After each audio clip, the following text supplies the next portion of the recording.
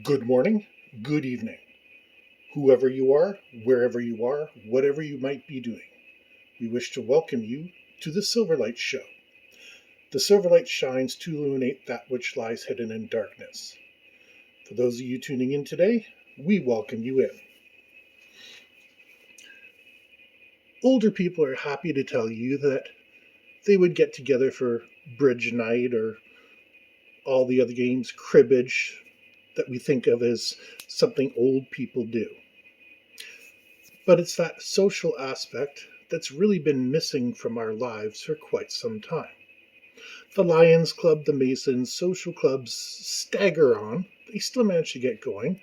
But in the hopefully soon to come post-pandemic world, we need to remember how to relate to each other. We spent a lot of times in the past while living in a very destructive social pattern. Let me develop this a little bit further. We haven't been able to go out to movies. It's been on, it's been off. Let's just say it's been a problem. Going dancing at a club just hasn't been an option for most people for quite some time.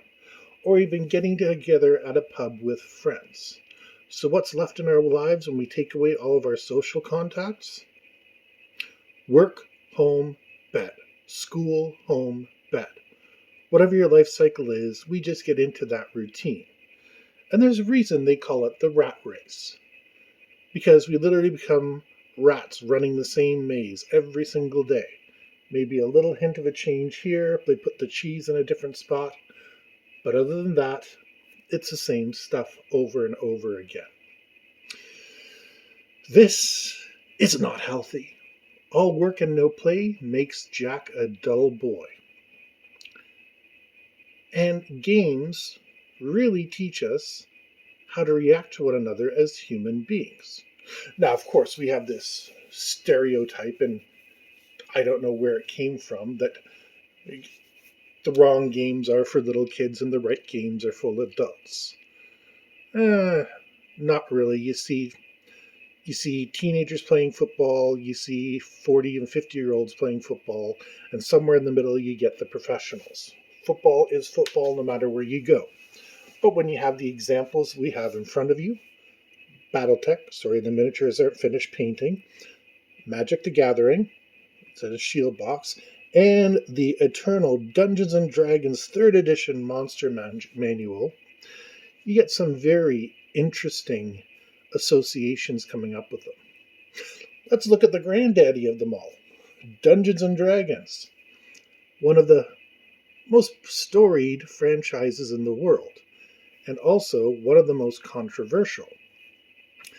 Now, you might ask why. Well, in the 80s, there was this phenomenon known as the Satanic Panic. And it was believed that people playing monsters and dungeons and clerics and wizards would somehow then go around in the real world and start believing that they were wizards and try to summon a demon. This is patently ridiculous. Of these games, if anything, Dungeons & Dragons is the best because most of it takes place in a party environment where you have a group of 2 to 7 people and they have to work together to accomplish a common goal. That's a good game. And of course, there's political intrigue, there's disagreements between the characters, and all sorts of things that come up. Now, Battletech, these little miniatures here, these are brand new miniatures. I would give a shout out to the company that made them, but they're not sponsoring me. So it's a wargaming set. It's in the future where, giant robots or mechs go around and, shoot each other up to death in an arena. But wargaming is really an ancient thing. Chess is technically one of the first war games, and it evolved in the latter centuries to the point where you can recreate a Napoleonic battlefield with cannons, all sorts of things. And you know what? That's actually where Dungeons and Dragons comes from too. Dungeons & Dragons was originally a wargaming set. It added on the role-playing elements to make you pronounce your character like they do on Critical Role. And ultimately, they're both a social game because there you are across from your opponent, dictating your moves, and for the most part, the people I've interacted with are pretty good. Magic, the Gathering, was designed so that people were at conventions for all this other stuff. When they had a couple minutes, they could sit down and play a game. Now, that was in 1993. The game has evolved, but it has also survived. Do you know why? Simply because it appeals to people. It has the same Dungeons & Dragons kind of feel to it, but it's something you can get through quickly.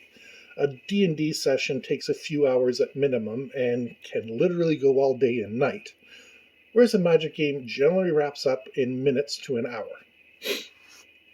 Battletech, Alpha Strike rules are easier, original rules take longer, not the point of what I'm talking about. But the important thing in all these games is they encourage people to come face to face. It involves problem solving, it involves putting your brain against each other. And the most important thing, like I said, is the teamwork, which D&D realistically does best. There's variations of Magic you work together. You can always cooperate with other people to accomplish your objectives in Battletech. But that's the one thing that isn't done very well in the modern age. Sure, you might log online to PUBG and get part of a team, and you've got to go forward and capture certain areas, but you're still not getting that face-to-face time. And again, this is something that the Lions Club and the Masons and the Legion do very well. As limited as their membership is currently, it's still something they all do very well. And they will even have tournaments for bridge, for poker. They do poker. And they even have horse racing night, which is really, the excuse is, okay, nobody really pays attention to the horse races. It happens for 30 seconds to a minute every once in a while. And after that, you're having a drink, you're talking to your friends, and it's just a very laid-back, cordial atmosphere. Dungeons & Dragons, okay, you can play super competitive and everybody wants to be the alpha gamer, or you can just be a bunch of friends screwing around in a dungeon. Magic, you're there face-to-face with your friend. Maybe you're there trying to be super competitive, or maybe it's just kitchen table magic where you're enjoying yourself. Battletech, you can do anything you want with it. Let's just shoot the shit out of each other, or let's do whatever. The important thing is that face-to-face interaction. And that transcends age, gender, or anything else. Since 2020, we really haven't had opportunities for that. And I think the social aspect of it is coming out because even though people are doing these things online with chat rooms and they're still engaging in them, it's just not quite the same. And even me as a person that tolerates very few people in my life, and the ones that are here I love very much, and the ones that aren't, there's a reason that they're not allowed inside my doors. Not that I hate them, but I just have other things to do than to talk to them. And I think getting out of this pandemic mentality, this warfare mentality really is what I'm going to call it, because we've all essentially been hiding in our shelters, whether it's our basements, our apartments, whatever it is, and waiting for the storm to go by. The artillery, the aircraft, that's all what we're going through. We're going to have this kind of PTSD, this pseudo shell shock from simply having lived through the past couple years. And one of the best ways people can meet new people and enjoy themselves a little bit are games. Don't let yourself get caught up in what it is. I mean, the family can all get together and play Sorry or Monopoly or whatever it takes and have a night where things are going to go the way that they're going to go. Your whole family may not be able to agree on one game or another, but my family, for example, we love Jenga. So simple, so stupid. My 9-year-old's a killer. She is an absolute killer. I've played Jenga since it came out, and she just has this natural ability to look at the tower and figure out what's missing, what needs to move, and it's incredible what she can do. And we have a lot of fun at it. It'll be even more fun. Well, last time they lifted the restrictions, we had my best friend and he brought his kids, and they were having a whale of a time just playing a simple game like Jenga, because it was something they were doing outside of their house, and an agreed upon set of rules, which is really all games are.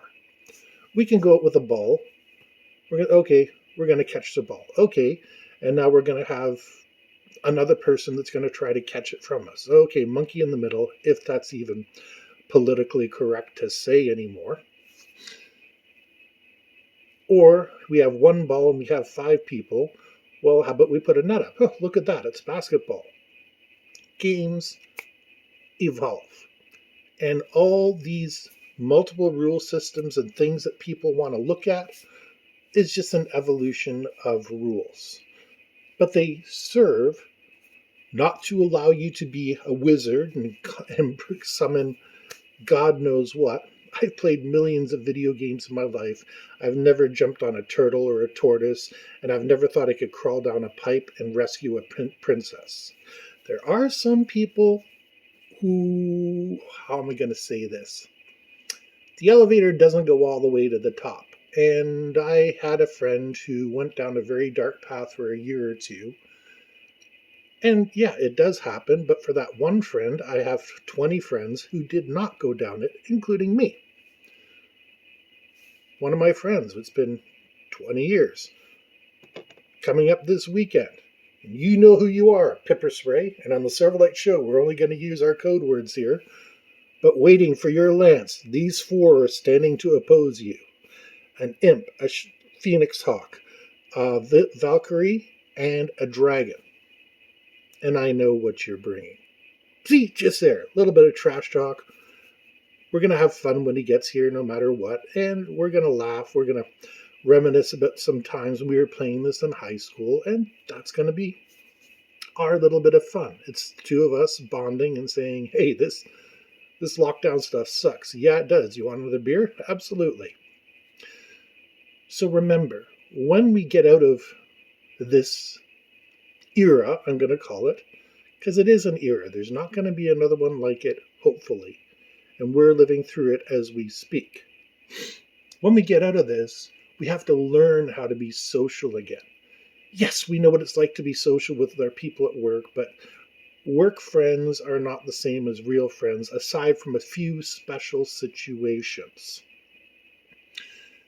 And ultimately, we're going to need to learn to connect with the people around us. The guy down the street, the person that you bump into when you're at your local pub. Once the playoffs are over, what do you 2 have to talk about? And the fact is, game players have way more to talk about than, oh yeah, the Leafs traded their goaltender. Yeah, they got so-and-so, he's great. No, he isn't, blah, blah, blah. You know what? It's almost the same thing. And the sports talk is somehow considered healthy, while the gamer talk, which is way more rich and varied and nuanced, isn't quite considered the same. I've always wanted to open up a little pub, and I haven't really figured out how to monetize this properly, but leave spots aside so that people can play chess. People can go about this. And my problem with this is, if it got popular and people all came in, you couldn't possibly give everybody the space to play whatever it is. During the summer, you can throw a table outside, absolutely, but Silverlight lives in Canada. Winter is an inevitability, and it gets darn cold even during the summer. So yeah, something I would like to do one day, but it's not going to happen today. Tomorrow's not looking good either. Just something to think about.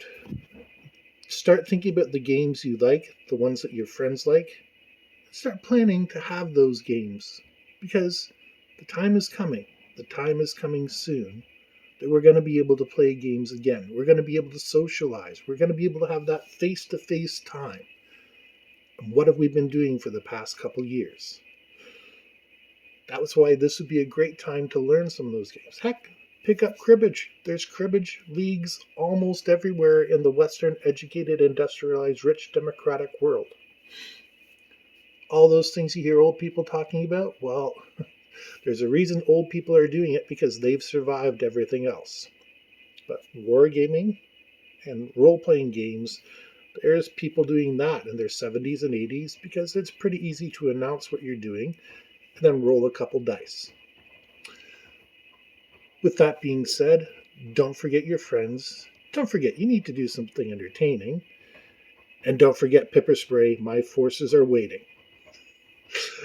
If you like this video, please hit like, share, subscribe. Don't forget to buy the merchandise, the books that we have listed in the description. Every single one you buy, it supports the channel, but it's more of a way of giving something back to the fans. And that's the most important thing. And we hope you have a fantastic day.